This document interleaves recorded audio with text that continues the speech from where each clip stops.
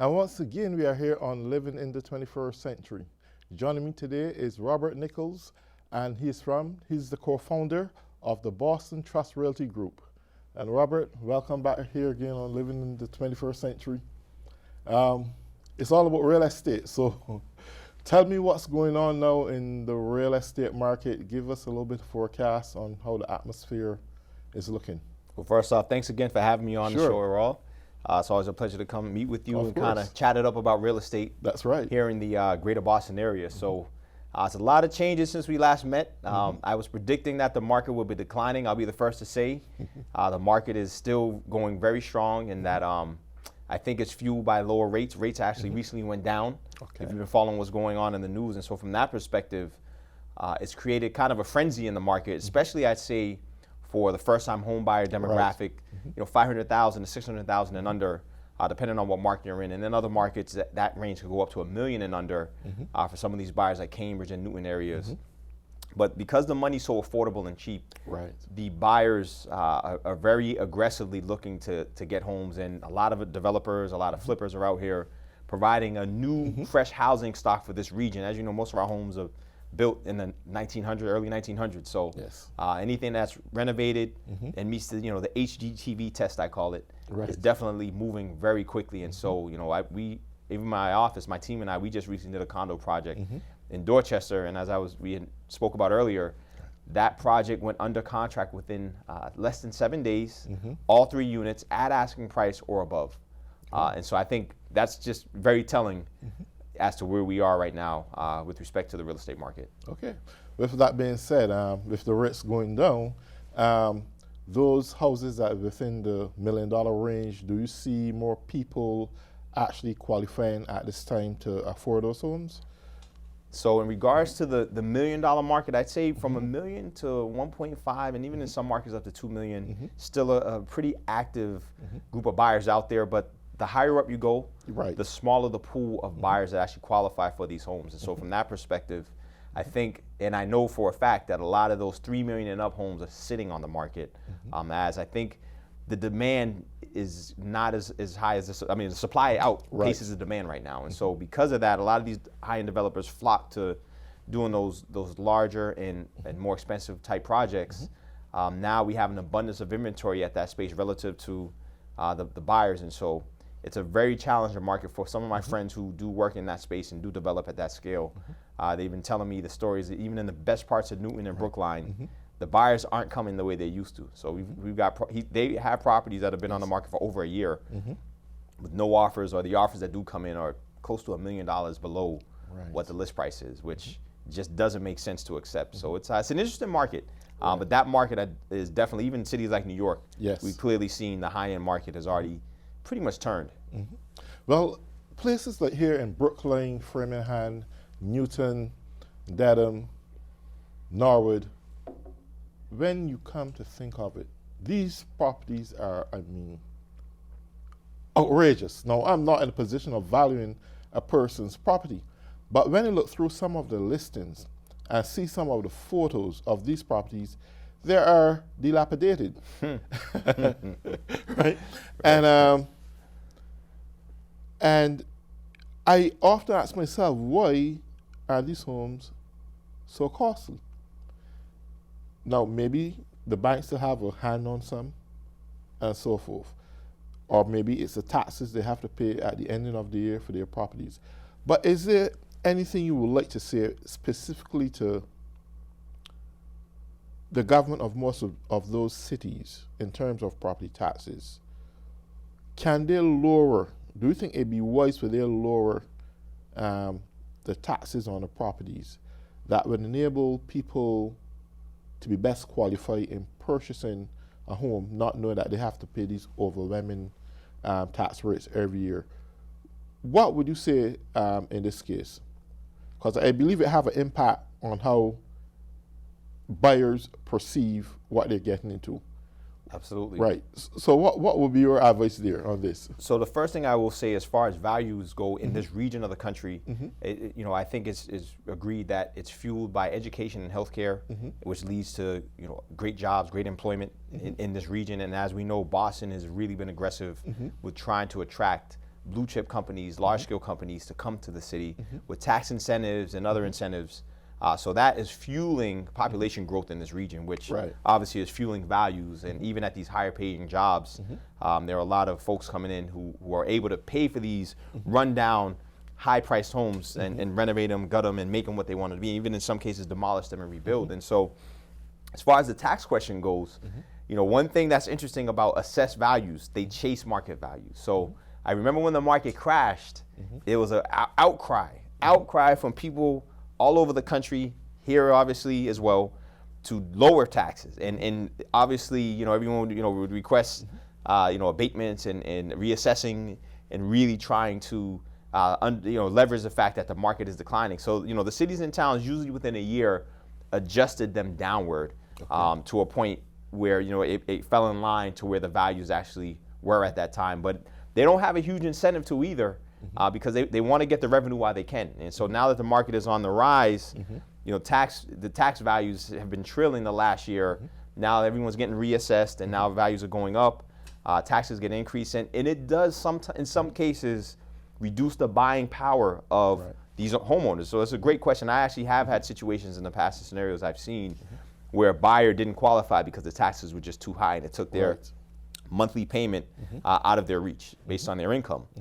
So from that perspective, I think, you know, towns and cities are aware of that, but at the same time, they want to get what they can get while the getting's good, as they say, because these high prices aren't going to last forever. It can't keep going up forever, as we know. And so from that perspective, I think that, you know, they're definitely not, you know, going to be super motivated. And then on top of that, rates are low, so the money is cheaper. And they're aware of that as well, although they think independently of that regardless. And as the market does adjust down, the taxes will go down, you know. So it's not something where taxes can just keep going up. They eventually will go down based on your property values that decrease. Well, in most cases, real estate companies not only into the purpose of buying and selling, but often they are property managers of apartment buildings and so forth. From your standpoint, to the investor out there, which is more beneficial right now? The apartment buildings going up. We see them going all over around Massachusetts like crazy. Everything around is a new building on the horizon. At the same very time, there are a lot of people who are either losing their homes or trying to sell their homes. What does that say to the buyers or potential buyers in this time and season, who every time they look around and recognize that the manager of their company or their company is trying to make their salaries lower by reducing the hours or in some form of salary reduction, how would this really mess with their qualifying to either sustain a home, buy a home, or even qualify to lease an apartment? Well, I'll tell you, one thing you brought up was foreclosures. I was reading an article earlier this week. We are currently at the lowest point as far as foreclosures since the crash. The number of foreclosures taking place is the lowest it's ever been since 2008 when we peaked and you know, during the crisis times. And so from that perspective, you know, the market's strong. However, you know, the developers really trying to get their fill here. With all this population growth, it is fueling a lot of jobs, and there are a lot of lower paying entry-level positions for these people who are kind of replacing the older workforce that's kind of aging out of work and heading towards retirement at a much lower pay grade, much lower pay scale, which, you know, obviously the companies see it as a huge benefit, but at the same time, how are these young people going to live? How are they going to afford a home? And so one of the things we've seen, and it's really more prevalent now, nowadays, is the show Friends, I think, really captures this great.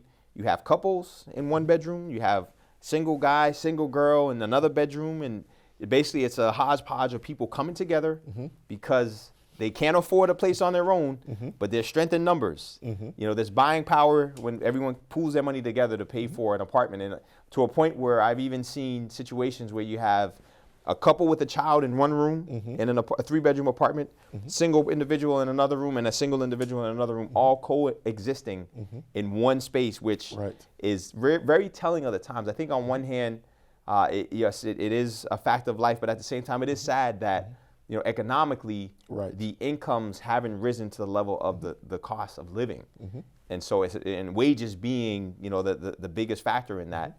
So I think we're going to see more and more of that as the market continues to appreciate. And again, fueled by population growth, it's just people coming together to try to find a way to survive and live, sustain some semblance of a quality life. This somewhat makes me think, and I understand every business-oriented person is in business to make profits and make as much as they possibly can make. But what I'm getting at here, we have multi-billion-dollar corporations, large real estate companies that can invest billions of dollars in apartments and so forth. And we have the next aspect of the corporate world that is pursuing their best to shrink salaries.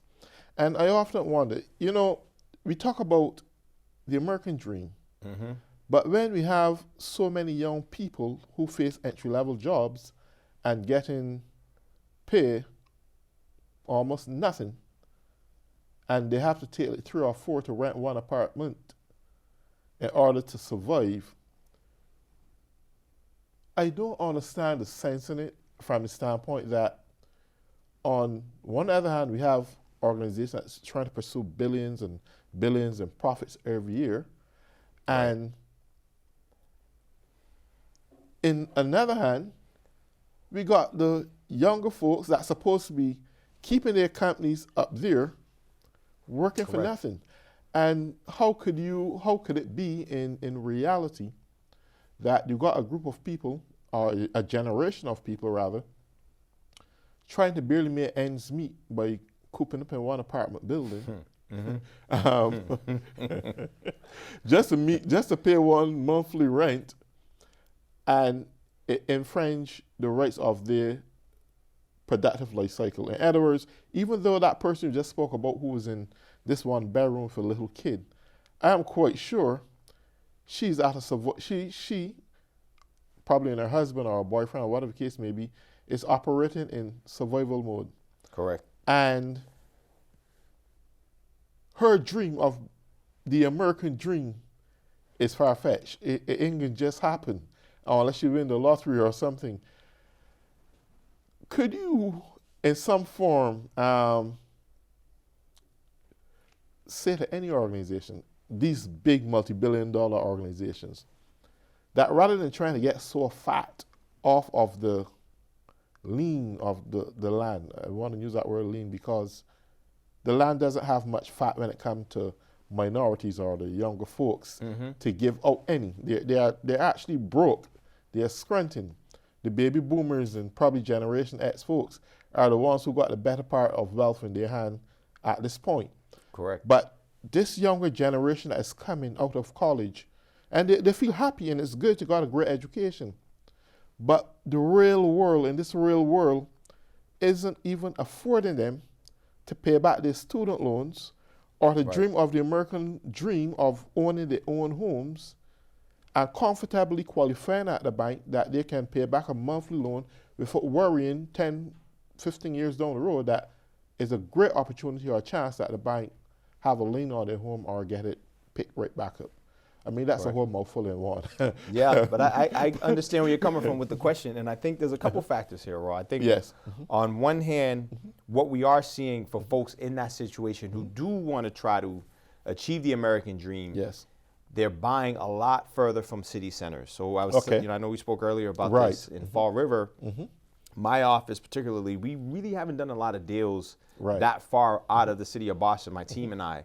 However, in the last 2 years, we've done more transactions there than we've done in the prior 5 years combined, which speaks to anyone who does have the desire. There are affordable homes, but you will have to commute a few hours a day, sometimes up to 4 hours into the city, into work, in order to make that dream a reality, which again, that also does infringe on quality of life. And so I think, a couple factors. I mean, I know there's a lot of people coming up in this generation who have a ton of college debt that they've taken on with no feasible way to repay it based on, the skills they acquired in college. And what I see happening is a lot more people are diving into the entrepreneurial world, and creating creative businesses and becoming resellers and investing in real estate or becoming wholesalers in many different facets of business in order to try to bridge the gap. I think the freelance economy is something that is real. I think it's something that does empower people to control their own destiny more than in prior years, but also it's a lot harder. And there's a lot more sweat equity they have to put up initially. And I feel, especially if they are working in corporate, that it's a much harder struggle, to be able to try to do both and do a side hustle, as a lot of the younger folks call it. And so from that perspective, I think that's the only way that these folks will make it happen and kind of get out of a circumstance where they're sharing living quarters with others in order to try to survive and keep a convenient lifestyle relative to commuting to their work on a regular basis. But other than that, I think the folks who don't have the energy or time and are really struggling to try to pick up a side hustle and find a way to get out of that situation are going to be there for a long while unless they make some concessions and decide to just move a few hours out of the city, which is pretty crazy. But in some cases, that's what it's going to take. Perfect sense. Right. So in this case, and this is the advisory moment right now, because I believe any young aspiring American who want to acquire that American dream, which is to own a home, start a family, and live moderately comfortable. Yes. Right? Your advice then to them would be, if within your parameters or surroundings is densely populated, in terms good workforce, but the real estate around it is extremely expensive, it's a good time right now to invest, but don't invest within that parameters. Invest outside, even just an hour commute from work. Get an apartment building, get a home that is much cheaper and affordable. This would be the time now for them to do it. Correct. You convince them though and tell them that. So the reality is, Orel, anytime you're looking to invest in real estate, one of my very good friends has a saying. He said, appreciation doesn't pay the bills. Right. Meaning, you can buy a house based on the market appreciating up or the market's declining or with the top, I don't want to buy anything. But I'll be honest with you, for most people nowadays, you really want to buy based on what the current cash flow is. Right. Meaning, and the return on your cash. So if you're putting down, let's say you have a entry level buyer, first time home buyer type loan, FHA or mass housing, putting down 3 to 3.5%. Let's say that equates to $10,000. Yes. But by buying that property, you can earn $1,000 profit a month. Yes. Within 10 months, guess what? You have your $10,000 back, and everything you make after that is pure profit in your pocket. So you're getting about a 10% return on your money every month. Yes. Compounded. By the end of the year, you're at 100% return. That's right. Minus expenses. So you may have to make some investments and save some of that money for repairs. However, that's really the perspective people have to start adopting. What kind of return are you going to get on your cash? And then over time, you will build wealth, with real estate. But there are also emerging models to this that a lot of people aren't aware of, where someone like me or someone like you can go and lease a property and then sublease it to Airbnb residents who want to rent, by the day, and make more money. Then a profit actually, based on, let's say you rent it for $1,000, you're bringing in $2,000 a month. Airbnb, it is a little bit more management involved, and you have to facilitate that. But there are a lot of young people. That's kind of one of the emerging techniques they're using to leverage technology, leverage what's out there to increase their monthly income to, again, try to achieve that American dream. So it's just an interesting time. You're seeing a lot of these different models pop up, and a lot of people getting very creative because desperate times, desperate measures, it's the creativity. People are tapping into it to figure out, how am I going to have this quality of life, that I'm dreaming of having. And so that's really what we're seeing. Yeah. Well, last time we were here, we spoke about, we didn't looking forward for this market shift where the price rates somewhat spiral down. But it's the absolute opposite. And you said there's a frenzy right now going on in the marketplace. What do you think made or contribute to these rates going down at this point? What market force possessed this shift that caused this shift to happen? What you think about that? One thing I will say, Ron, this is very interesting. You know, I won't say unfortunately, but the way the Feds make the decision is on a national level. Right. But real estate markets are not national. We do have the national data, but it's really local. Local. And even to this day, there are markets that still have not recovered from the crash. A lot of the major urban centers around the country have fully recovered. But even despite all this wealth and growth, there's parts of the Midwest that are still down. I have a friend who purchased property in Minnesota right before the crash, 700,000 single family. Their house right now, and they built it new, is only worth around 480. So while despite what we're experiencing here in our little bubble of America here in Boston, you know, one of the greatest regions in the country in the Northeast, Midwest and other parts of the country don't have it so good. So the Fed has to make a decision that positively will impact the country.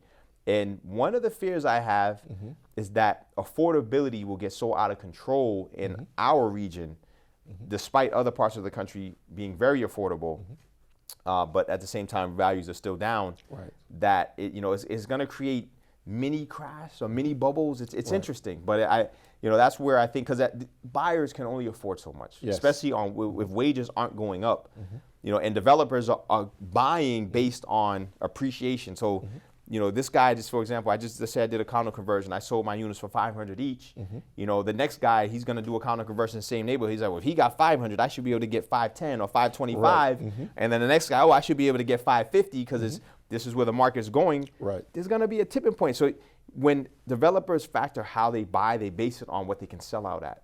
So at some point, some of these developers are going to buy too high, based on speculatively thinking, I'm going to try to get this because the market's appreciating up, and the buyers just won't be able to afford it anymore.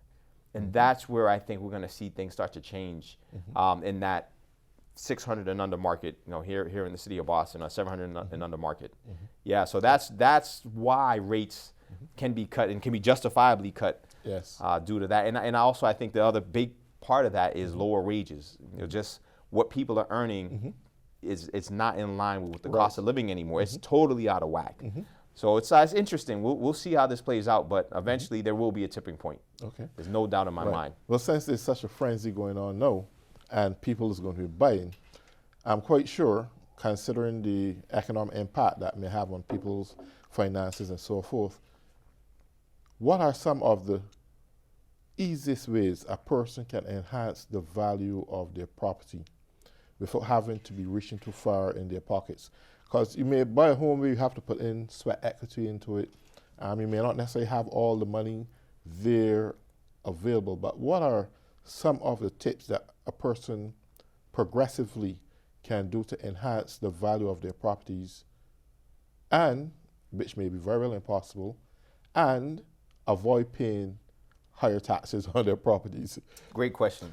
Love the question, overall. The key there is avoid paying higher taxes. Exactly. What triggers that would be pulling permits. And now there's plenty of work that can be done without a permit. I'm not sure if I'm a licensed contractor as well.